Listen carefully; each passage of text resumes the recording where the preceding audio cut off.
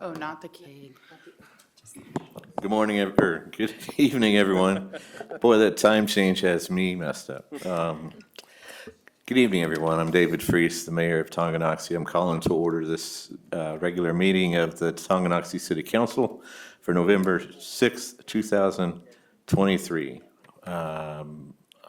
Ms. Huntington, would you note that I'm present and call the roll, please? Yes, Mayor. Mr. Partridge? Here. Ms. McCutcheon? Here. Ms. Stevens? Here. Mr. Donnelly is absent and Mr. Dale is absent. And so we have quorum, are able to proceed, correct? Okay. Would you join us in the Pledge of Allegiance? I pledge allegiance to the flag of the United States of America and to the republic for which it stands, one nation, under God, indivisible, with liberty and justice for all. Thanks, everyone, and remember to vote tomorrow. Second item on the agenda is the approval of minutes in which we review the previous meeting's minutes. And are there any questions or concerns or conversation about those minutes? Seeing none, I accept a motion. I'll move to adopt this as presented. Thank you, Mr. Partridge. Is there a second? Second. Thank you, Ms. McCutcheon. All in favor, say aye. Aye. All opposed? Motion carries. Item 3 on the agenda is the consent agenda in which we review the bill payments for the previous period. Any comment on the bill payments for the, Mr. Brakovich, the big payment for the water tower, just briefly, where are we on that process? I need to pull it up to see which payments listed. We've received up to 12 pay applications. The project itself is over 90% complete. We've withheld payment based on the liquidated damages because they were late. And then there is a provision or a portion of the contract that's withheld until we achieve final completion on that. And so there is a payment listed here for $302,000 or just under $303,000. But do you know which pay application that is? So that's number 12. Okay. So that's the most current. Okay. Yep. Okay. Thank you. Sorry to drop that on you in the middle of something there. Well, that's okay. Any other questions or conversation? Seeing none, I'd entertain a motion. Mr. Mayor, I'll make a motion that we approve the consent agenda. Thank you, Ms. Stevens. Is there a second? I'll second. I heard Ms. McCutcheon first. All in favor, say aye. Aye. All opposed? Motion carries. Old business is the time of the meeting when we either discuss old items or we hear from the public. Mr. Porter, did anyone sign up before the deadline to talk tonight? Mayor, we have 2 people signed up this evening. The first is Diane Bretthauer and Vicky Starcher with the Mayor's Tree Lighting Committee for a quick update. I'll invite them up to address the council.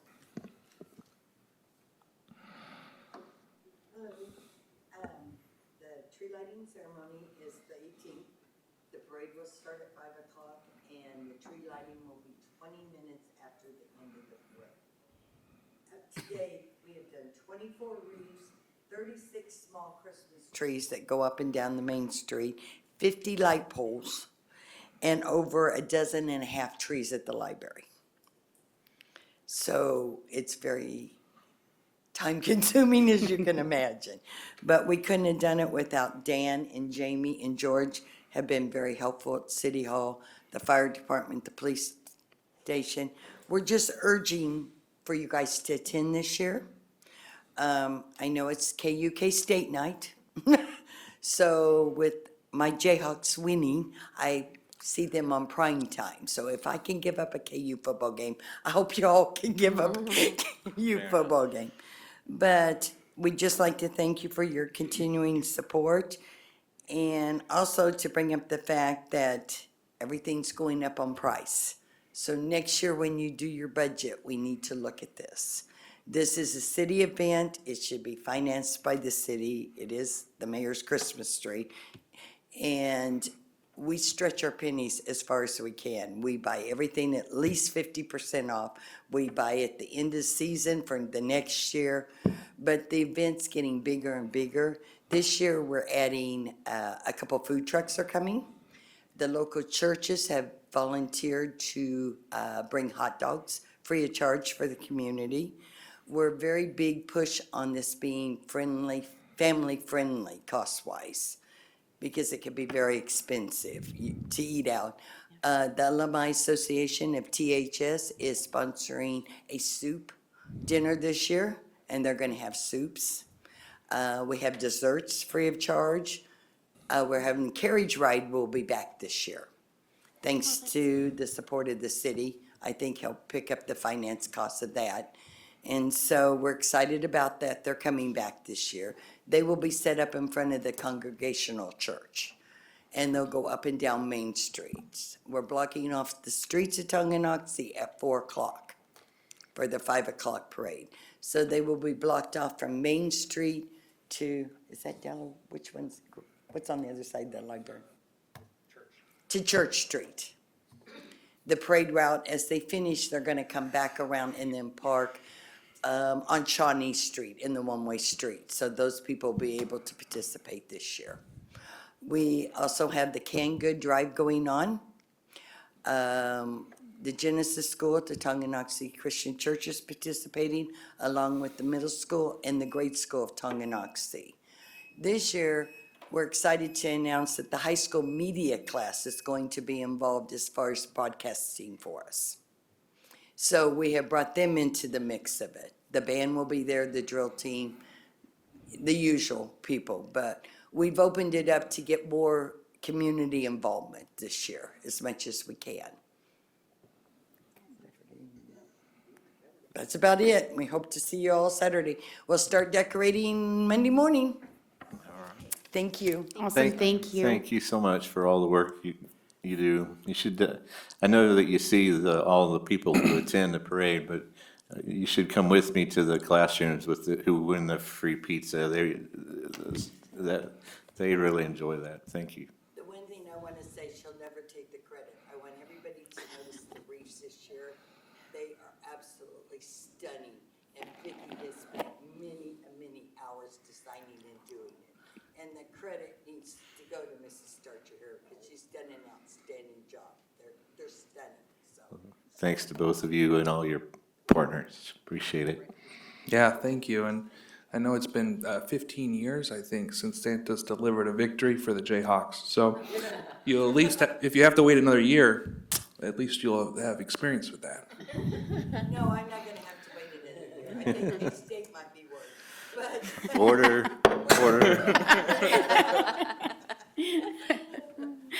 All right, thank you very much. Mr. Porter, did you say there was someone else who cared to speak tonight? Yes, we have Terry Lois Mashburn, the Leavenworth County Register of Deeds, here as well. Good evening, Mr. Mayor, Council.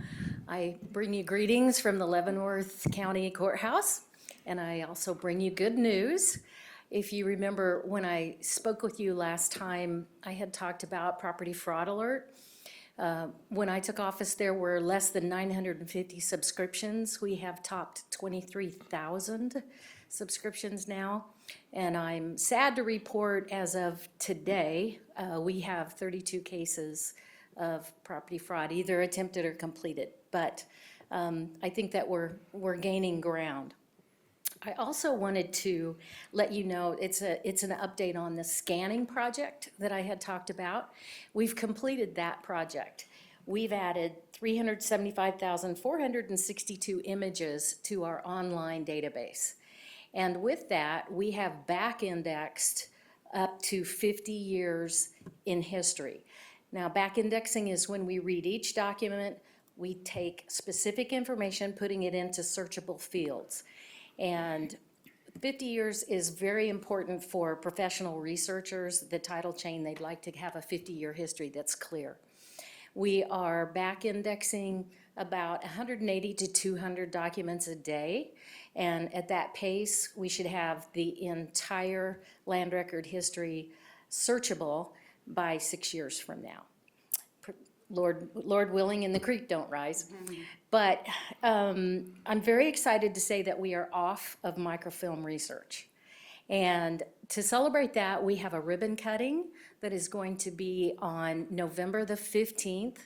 It is at 8:14 o'clock in the morning.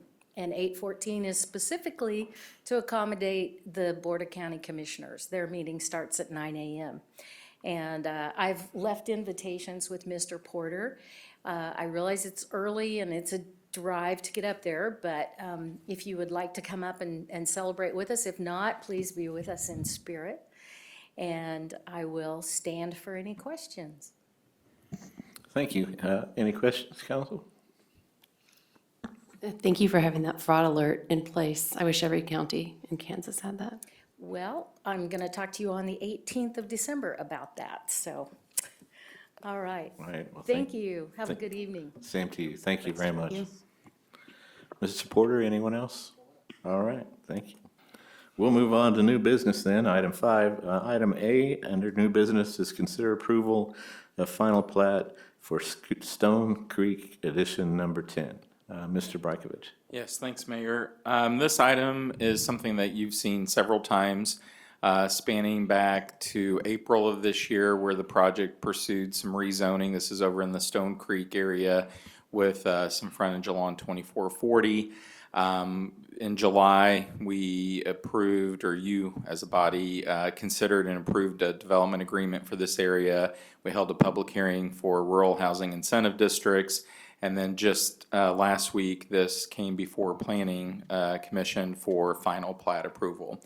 So just one quick point of clarification, although the agenda item does say final plat approval, as a reminder, really the action that the city council takes is to accept the public dedications that are part of that final plat. So the plat approval was really with the Planning Commission. This is that last step to ensure the city council is accepting that. And to that end, it's been reviewed multiple times by the city planner and the city engineer, and everyone is recommending, staff recommendation is approval for this item. But we'd be happy to answer any questions. Applicant has several representatives here tonight, and I know they're always excited to speak at a public meeting too, should you have questions, so. Who isn't? Yes, is there anyone who'd care to speak to this plat? If not, we'll just move on. Okay. Are there any questions from council? Then I would entertain a motion. I will make a motion to approve the final plat for Stone Creek Edition Number 10 with conditions recommended by staff and accept the dedication of land for public purposes included in the final plat. Thank you, Ms. McCutcheon. Is there a second? I'll second. Thank you, Mr. Partridge. All in favor, say aye. Aye. All opposed? Motion carries. Thank you, everyone, on that. Item B, a new business is ordinance 1515, Evergy Electrical Utility Franchise Fee Agreement Renewal. Mr. Brajkovic. Yes, thanks, Mayor. So this is an item, we have franchise agreements with all of our utility providers. So electrical, in Tonganoxie, we have 2 providers, Evergy and Free State Electrical Co-op. We also have one for our natural gas provider, as well as a variety of cable and telephone companies. Those agreements span a certain term. The current one is expiring, and so we've been working with staff from Evergy, and Mark Geddes is here tonight.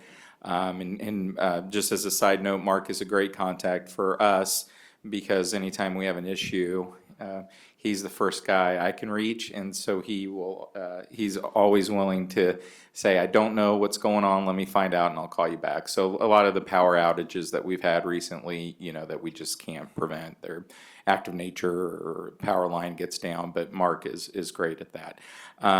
There is a change, and for that change, I'll hand it over to Mr. Porter to kind of walk through that. Thanks, George.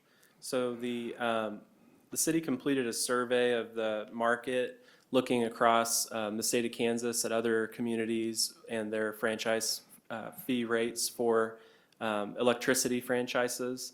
And What we basically showed in the agenda statement information is a quick comparison with 5 other local communities, Basehor, Leavenworth, Edwardsville, Lansing, and DeSoto, for all types of franchise fees, not just electricity.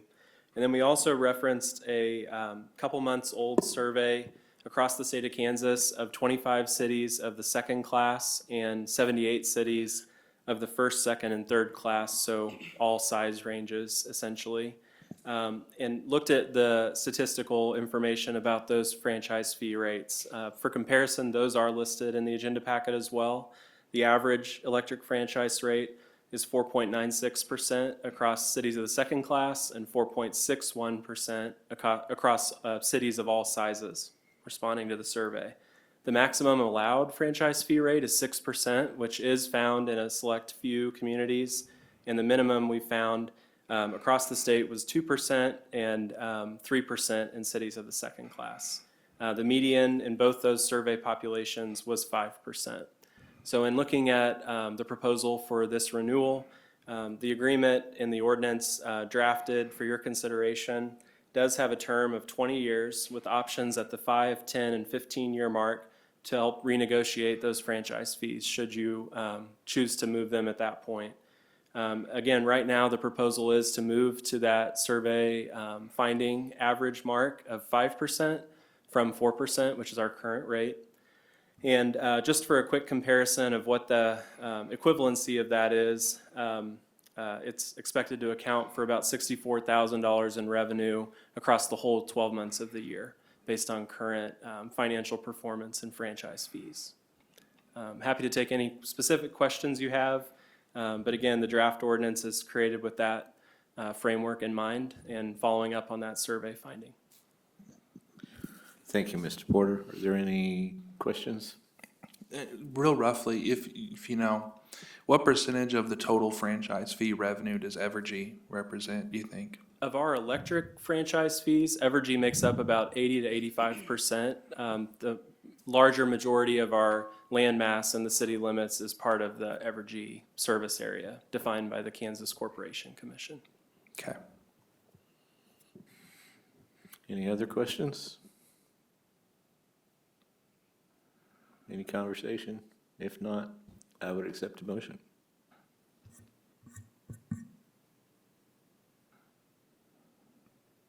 I'll make a motion to approve ordinance 1515. Does that satisfy our, okay, Oh, wow. great. Thank you, Ms. McCutcheon. Is there a second? Yeah, I'll second. Thank you, Mr. Partridge. All in favor, say aye. Aye. All opposed? Motion carries. Thank you, Dan.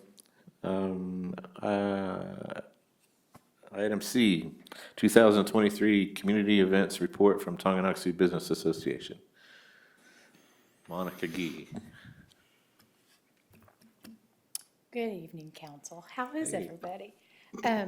I'll give you a brief rundown and I can break down any numbers you want, but we stayed within budget. This year, we spent $6,874.49 to be exact. The majority of our costs, which was a little over $3,400, was for entertainment, for bands, lighting, sound, all of that, which unfortunately we didn't get to see all of it because of the rain, but there's nothing you can do besides carry event insurance, which costs you more than the cost of the bands. So we've looked at that, but we can't justify the price of that. So we did add petting zoo this year, which was a huge hit, and thank you, Ms. Stevens, we used your lot, and the camel got to make his entrance, which everybody was excited about. I think, and Dan, you could tell me if I'm wrong, but I think they had 26 animals total, which was very, very cool. It was very busy, and they were set up the whole time. The kids' carnival, they seen a minimum, and I say this because they give away packets of things for every child, and they gave all 700 that they had this year away, which for the first year they did 350. They doubled it, and they don't have enough. So they said next year they're going to shoot for 1,000. But to think that's the minimum amount of kids that they had go through there. So they were busy. We had 60 vendors. only one incident, which was beyond our control. The lady left all of her stuff on the sidewalk and she said it was all stolen, which, why would you leave your money and your product on the sidewalk to go to Casey's? I mean, we can't prevent that. The police came and took a report. That's all we can do for that, but we didn't get any feedback from anyone saying that they weren't happy with the year's event. Food trucks were all happy. Most sold out. The ones that did not were still there because they planned to be there through the evening. So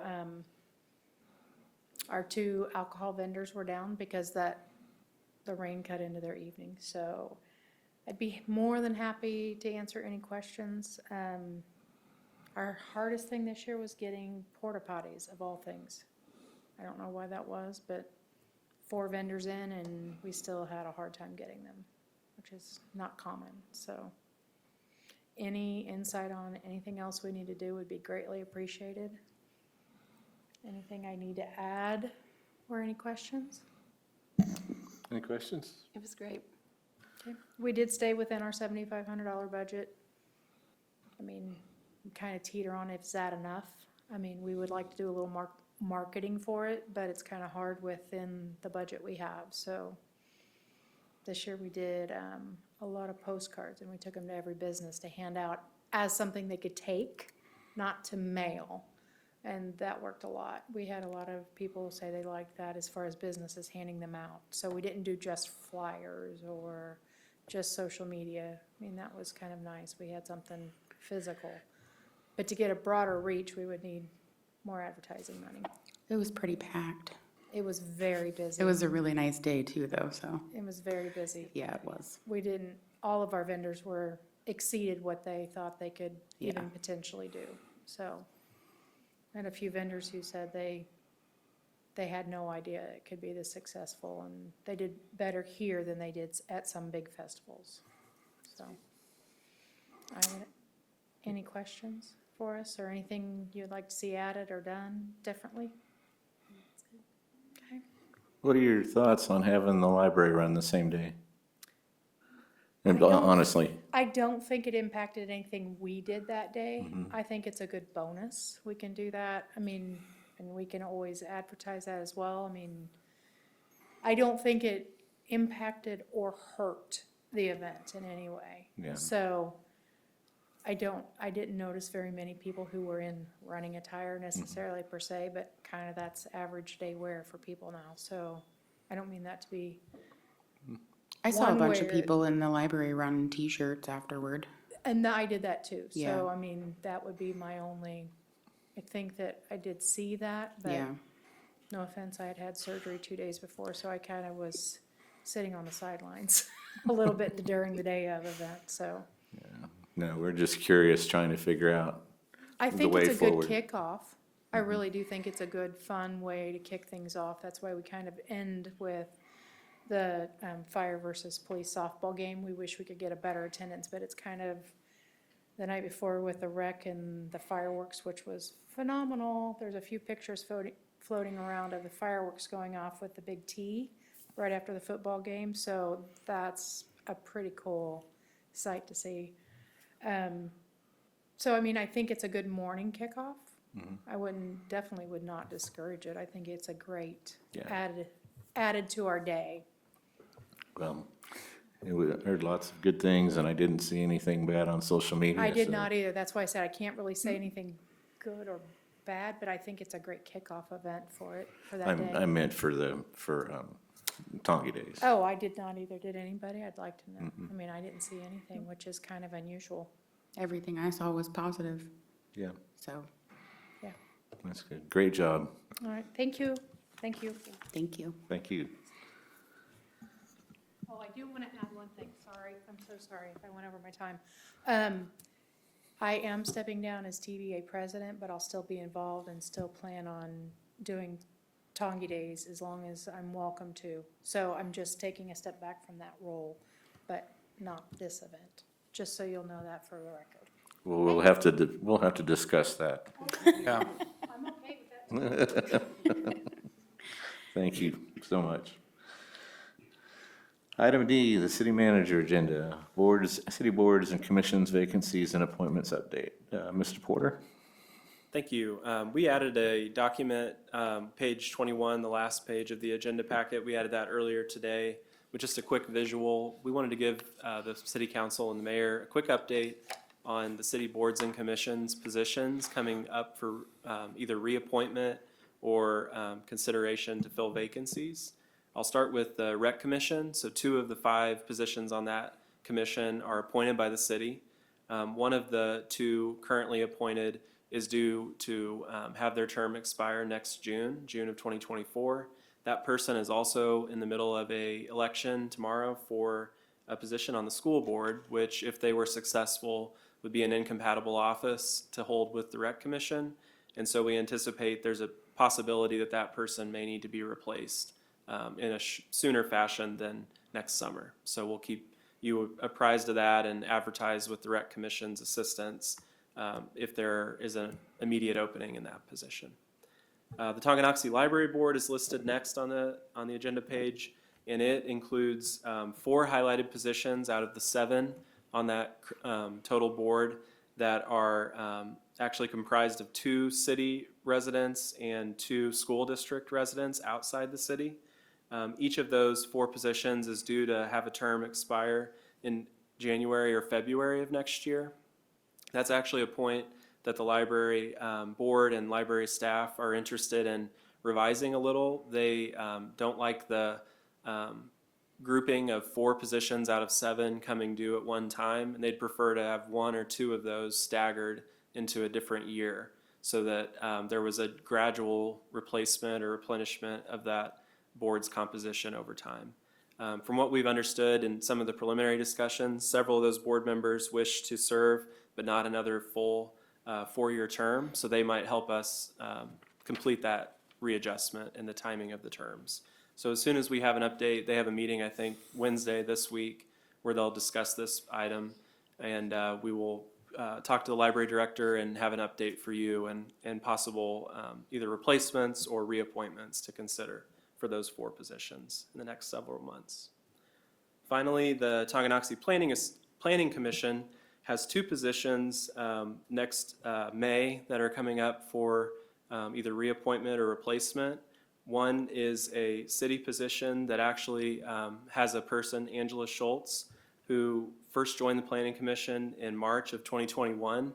She informed us last week that she sold her home and is moving outside of the city and is no longer able to serve on that board. So she has resigned and we have a vacancy there.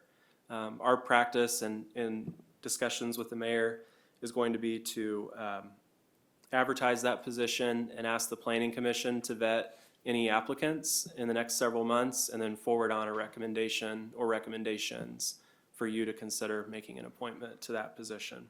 And that will again serve just through May, and then in May we'll have the 2 positions that I mentioned on the board for reconsideration at that point in time. So we will have a busy start to the year next year, but again by May and June we should have everything lined out and completed for the upcoming year. But happy to take any questions you might have on any of those 3 boards. Any questions, council? It looks like we got to find some people. All right, thank you very much. Item E, the city attorney agenda. No items, Mayor. All right, thank you. Item F, Mayor Pro Tem agenda. Ms. Stevens? No items this week. Thank you. Item G, the city council agenda. Councilors, do you have anything to add tonight? Okay, and I have nothing other than executive session. Ms. Stevens, do you have that? Yes. Mr. Mayor, I move that the city council recess into executive session to obtain legal advice related to correspondence received from Unilock Chicago, Inc. pertaining to the real estate contract of sale between the city and Unilock pursuant to the attorney-client consultation exception KSA 75-4319B2.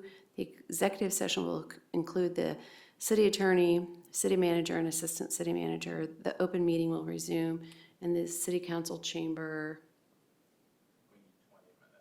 20 minutes. Yeah, until 7:50. 7:49. Just a note, we're not able to reconvene the meeting until that time, so if we use less time during the discussion, we'll have to wait. Is that okay? Do you think we'll need the whole 20 minutes most likely? Yeah. Okay. Thank you. Is that the end of the motion? And that's the end of the motion. Thank you very much. Ms. Stevens, is there a second? I'll second. All in favor, say aye. Aye. The motion passes. We are now in executive session.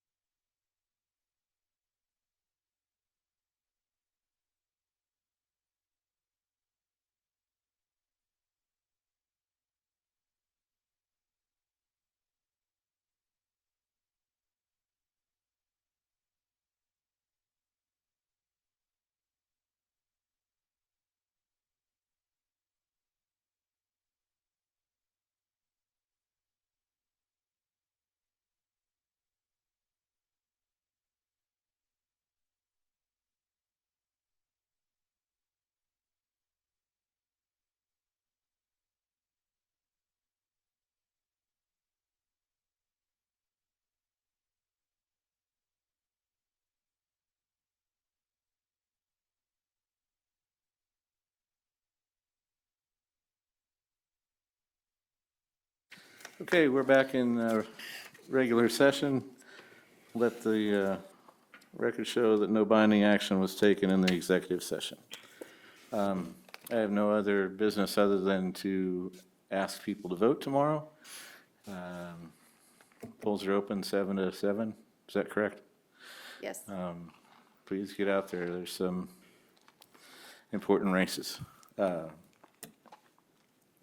guess, Ms. Stevens, do you have anything to add? I make a motion that we conclude our meeting for this evening. All right, thank you. Is there a second? Second. All in favor, say aye. Aye. All opposed?